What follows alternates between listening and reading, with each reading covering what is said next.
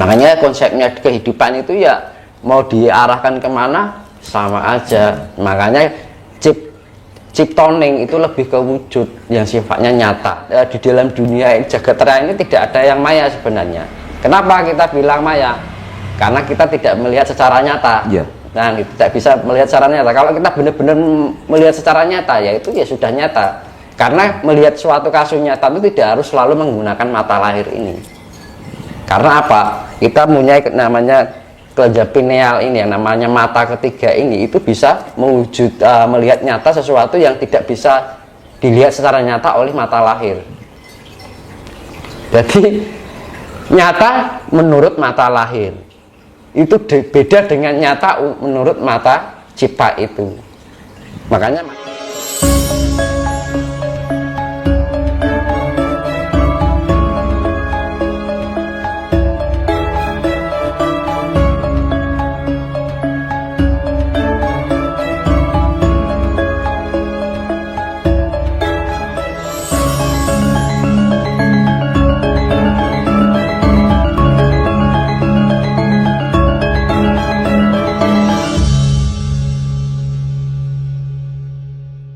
dilanjut tadi sampai Tuhan Mas itu ya sub ya. Jadi kan dari Higgs boson, terus ke quark dan anti quark, terus ke inti atom, ke lingkup nukleus itu, terus molekul yang disebut satu kesatuan yang dinamakan atom. Nah, atom ini membentuk yang namanya ion, ion membentuk lagi sel sampai ke tubuh fisik.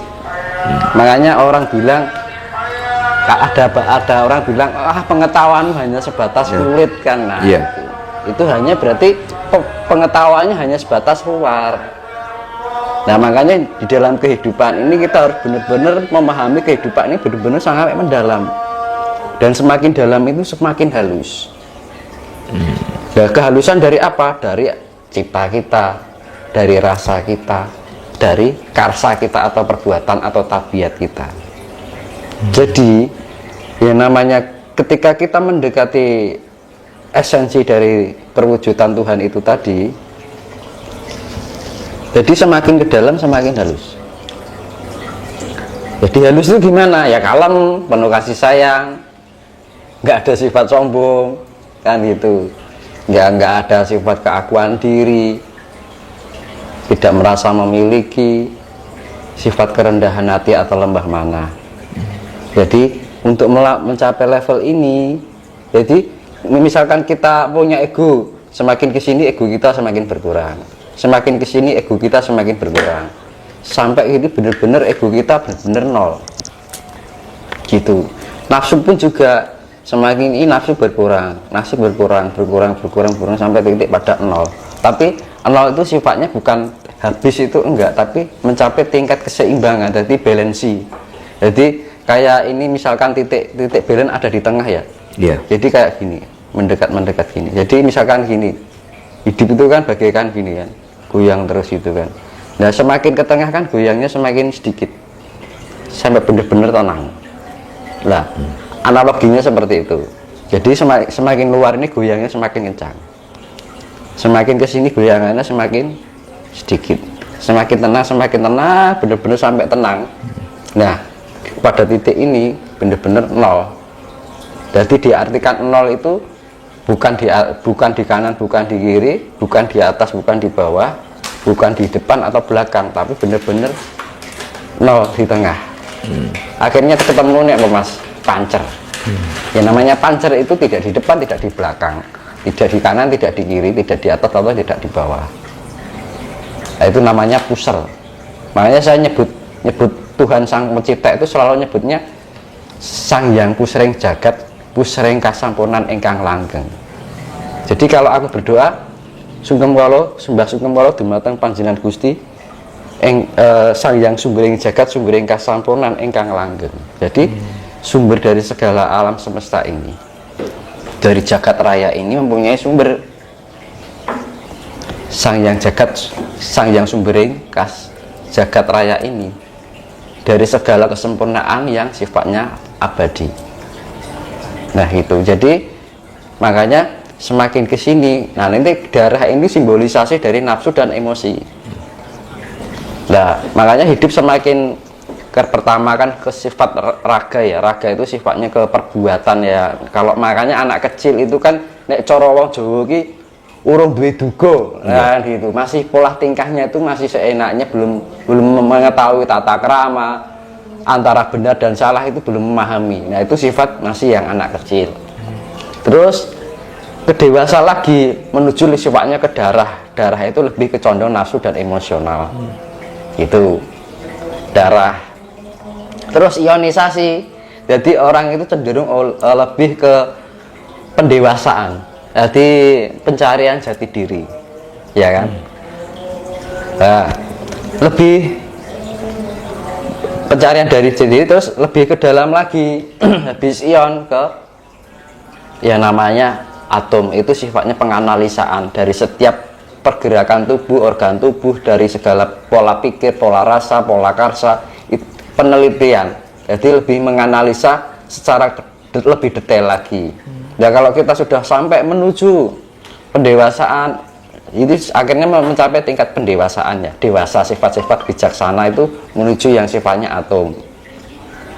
Nah, melebut lagi itu sifatnya kuak dan anti kuak. Kuak dan anti kuak itu kita bisa memahami esensi malaikat dan iblis, antara benar dan salah. Jadi kita tidak terombang-ambing antara ini kebenaran atau tidak, tapi sudah benar-benar mengerti, gitu loh. Jadi mengerti, dibilangnya mau Jawa kan diarani wong ngerti kan, gitu kan. Wong, makanya nek jenenge wong pinter itu benarnya diartikan wong ngerti. Beda nek wong pinter dengan wong ngerti kan, gitu. Orang pintar belum tentu mengerti, tapi orang mengerti pasti bisa tahu apa yang harus dia lakukan yang tidak bisa dilakukan oleh orang pintar, dan gitu. Diarani wong waskita, orang sepuh. Nah, kalau bilang orang Jawa wong sepuh kan gitu. Nah, itu kalau sudah itu sampai ke yang sudah mengenal esensi dari kuak dan anti kuak, atau unsur plus dan minus, atau yang sifatnya malaikat atau iblis. Jadi antara unsur dan ibarat gini loh, lampu ini kalau unsur plus minusnya nggak seimbang kan pasti cahaya lampu itu kan getar terus gitu kan. Ya, kalau terlalu tinggi, pancarannya terlalu banter, akhirnya mudah putus lampu itu, ya kan. Kalau kurang, akhirnya redup, nggak bisa terang, tidak bisa memberikan cahaya dengan bagus. Nah, makanya diambil keseimbangan, balance. Jadi kan kita harus benar-benar menyeimbangkan tegangan saya seberapa, ya kan. Kekuatan saya berapa dengan pancaran ini, tidak terlalu berlebihan juga tidak kekurangan. Jadi benar-benar pas. Kan kalau cahaya kalau pas kan, kalau terlalu terang nggak di mata nggak enak kan. Kalau terlalu redup juga enak kan gitu. Enaknya apa ya pas. Kalau kita sudah merasakan pas, dari situ kita merasakan nyaman. Nah, nyaman itu adalah esensinya adalah kedamaian itu sendiri. Iya. Nah, kalau sudah mencapai itu, timbang keseimbangan, kedamaian, ketenangan, ya di situ yang namanya surga. Nah, itu. Jadi makanya kalau orang yang masih anak kecil, masih pola tingkahnya orang Jawa ngarani orang duwe duga kan, itu belum punya perilakunya itu benar salah itu belum mengerti kan itu. Terus darah itu lebih ke emosional atau nafsu, terombang-ombak, jadi mudah ngambek, mudah marah kan gitu. Terus penguasaan diri terus. Jadi sifatnya itu di dalam diri kita harus ada penguasaan diri di dalam diri kita, biar kita jangan dikuasai oleh emosi dan nafsu, tapi emosional dan nafsu itu kita kuasai kan gitu. Nah, terus darah kan darah itu kan bagian sel itu tadi ya. Kalau kita sudah mengendalikan emosional dan nafsu itu tadi, ada pencahayaan dalam diri kita yang menuju suatu pendewasaan. Jadi sebuah pengenalan jati diri kan gitu. Proses pengenalan jati diri. Nanti kalau sudah ke atom, nanti kalau sudah kita mencapai tahap atom ini, kita lebih mengerti, menganalisa secara lebih detail. Oh, kapasitas saya itu segini. Oh, karakter saya itu gini, saya harus begini. Misalkan gitu. Oh, saya menghadapi orang itu harus, jadi sifatnya lebih penyesuaian juga tingkat kesadaran diri, terus kestabilan diri, keseimbangan diri. Jadi di atom itu, jadi kita benar-benar memahami partikel-partikel yang ada di dalam diri kita, organ tubuh kita itu bagaimana, energinya seberapa. Nah itu yang namanya analisa ya. Nah kalau sudah itu mencapai tingkat kedewasaannya yang benar-benar full, itu bisa menyeimbangkan dari atom ke lebih kecil partikel yang lembut lagi, yaitu adalah partikel quark dan anti quark. Jadi benar-benar mencapai tingkat keseimbangan yang makanya kan adanya iblis dan malaikat. Manakala sifat iblis dan malaikat kita bisa seimbangkan, maka kita akan menemukan kedamaian yang sesungguhnya, itu yang dinamakan alam surga ya.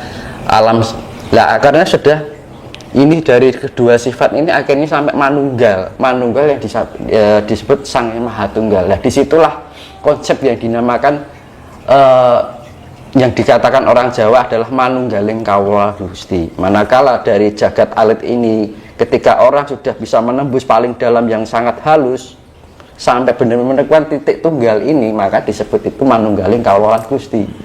Makanya kan jati diri kita, orang zaman dulu orang bilang jati diri kita ada di mana, di urat leher kita. Sebenarnya ini hidup kan gitu loh, kan darah ini, aliran darah. Ketika orang ini diputus, ya udah kan gitu, akhirnya dia nggak ada kehidupan yang bergerak kan gitu kan.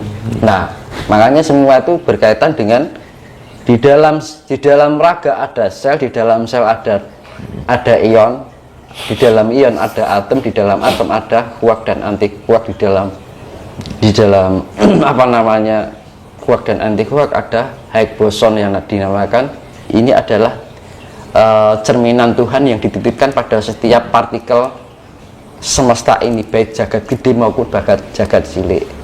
Tapi dari sekian ini punya bahan dasar kan gitu. Dan bahan dasarnya apa? Yaitu 5: cahaya, air, api, tanah, dan angin. Tapi tidak semua memiliki ini, tapi manusia yang memiliki 5 dasar ini. Terus ini Mas, metode konkret bagaimana agar kita bisa mengenali Tuhan? Bentar.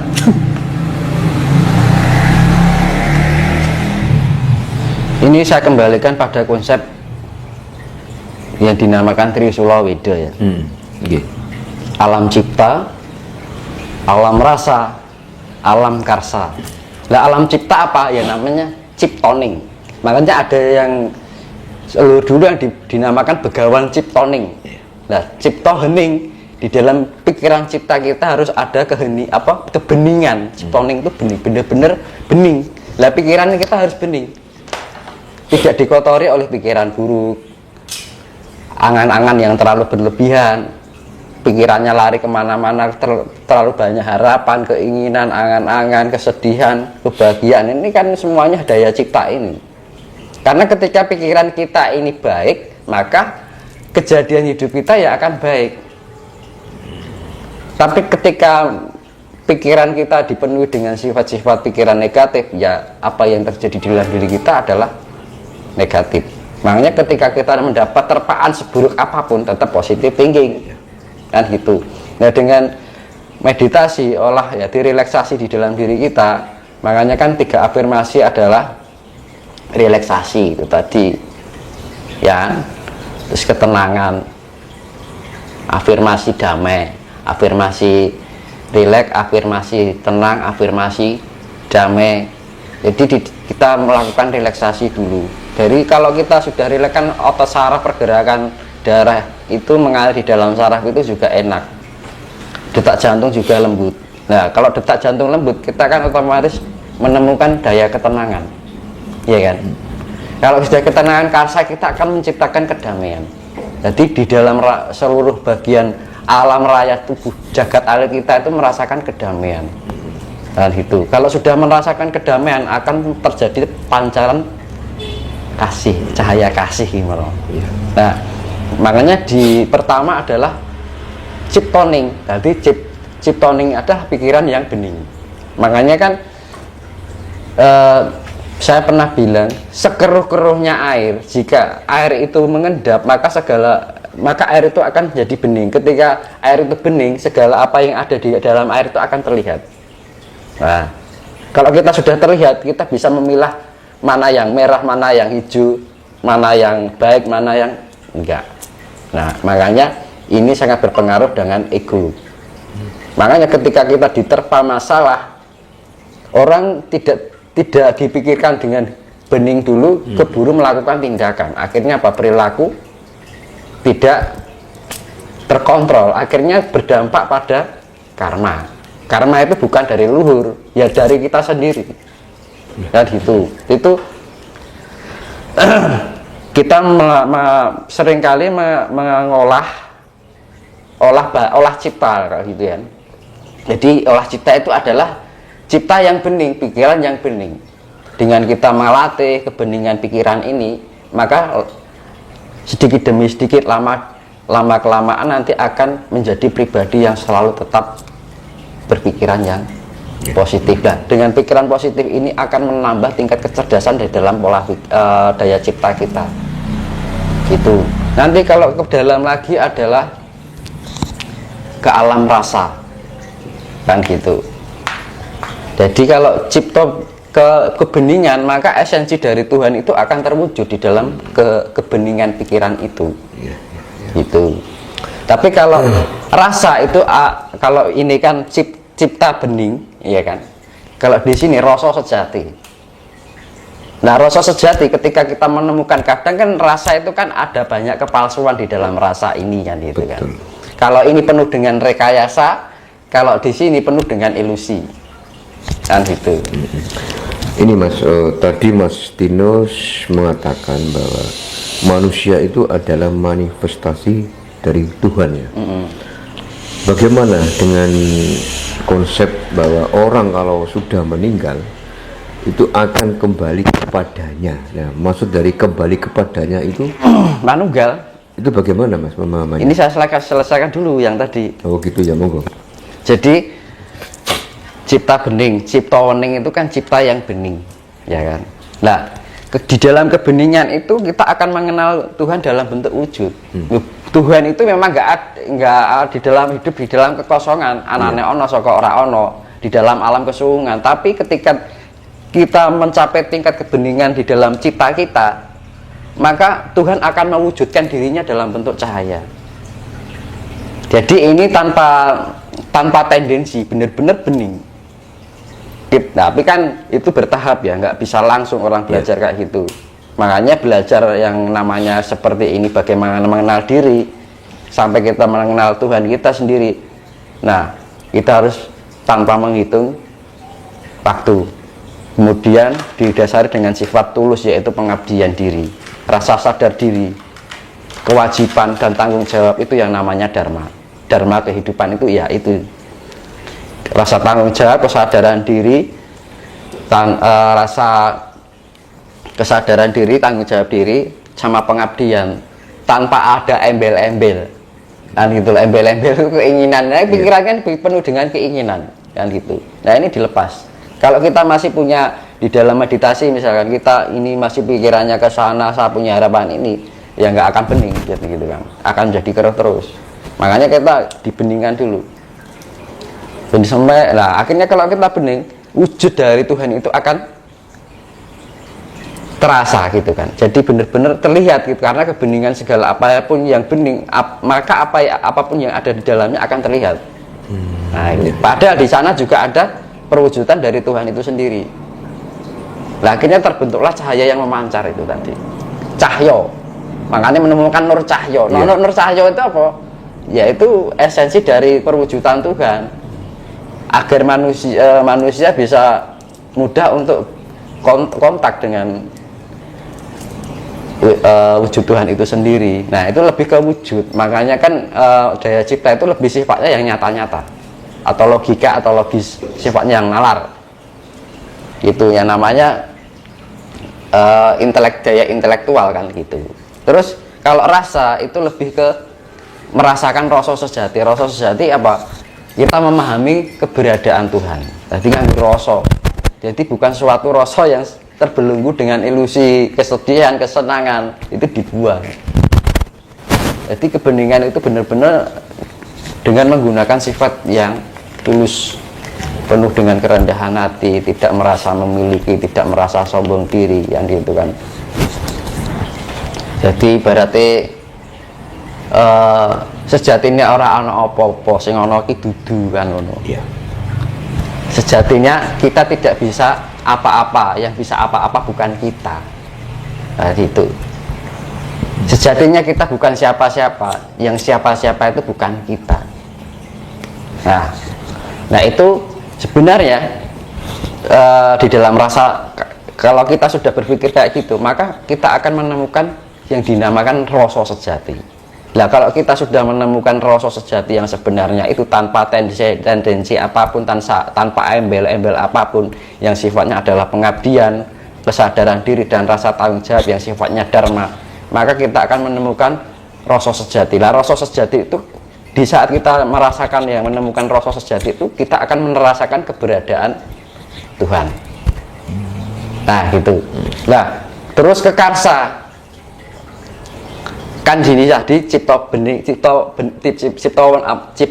dalam arti cipta yang bening. Terus yang ini rasa sejati. Ya. Nah ini karsa suci.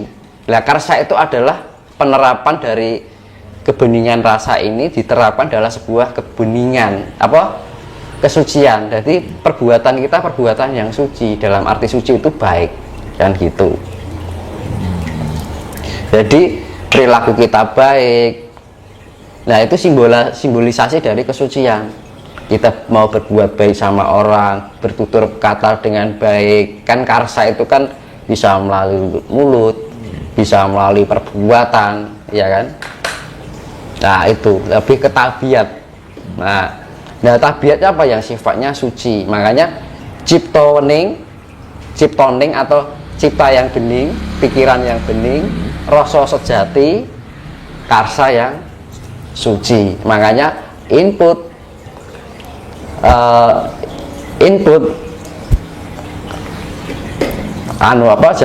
berarti istilahnya masuk, dianalisa, diterapkan, kan gitu. Ya.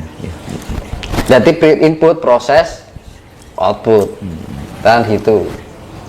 Jadi memang hidup itu nggak lepas dari itu ya, kayak dari jagat langgeng ke Sukmo jati itu alam cipta ini, daya intelektual kita, masuk ke alam purbo, alam rasa kebahagiaan. Jadi dari alam langgeng turun ke di dalam diri kita yang namanya tubuh manusia yang jagat alit itu ke cipta, yaitu yang namanya sukmo jati. Sukmo jati masuk lagi ke sukmo purbo yang namanya kebahagiaan atau kedamaian rasa itu tadi. Lah ke sini yang namanya karsa, yaitu sukmo waseso. Lah sifatnya penciptaan atau kuasa. Makanya konsepnya kehidupan itu ya mau diarahkan kemana sama aja. Makanya ciptoning itu lebih ke wujud yang sifatnya nyata, gitu loh. Nyata ya benar-benar kita nyata, karena di dalam dunia jagat raya ini tidak ada yang maya sebenarnya. Kenapa kita bilang maya? Karena kita tidak melihat secara nyata. Ya. Nah, tidak bisa melihat secara nyata. Kalau kita benar-benar melihat secara nyata, ya itu ya sudah nyata. Karena melihat suatu kasus nyata itu tidak harus selalu menggunakan mata lahir ini. Karena apa? Kita punya namanya kelenjar pineal ini, yang namanya mata ketiga ini, itu bisa melihat nyata sesuatu yang tidak bisa dilihat secara nyata oleh mata lahir. Jadi nyata menurut mata lahir itu beda dengan nyata menurut mata cipta itu. Makanya mata cipta, mata batin, mata karsa sama aja. Ya namanya mata ketiga itu mata cipta, ya kan? Mata rasa ya mata batin itu, mata karsa ya ini, kan gitu. Makanya Brahma, Wisnu, Siwa. Penciptaan, pemeliharaan, pelebur, kan sama aja loh.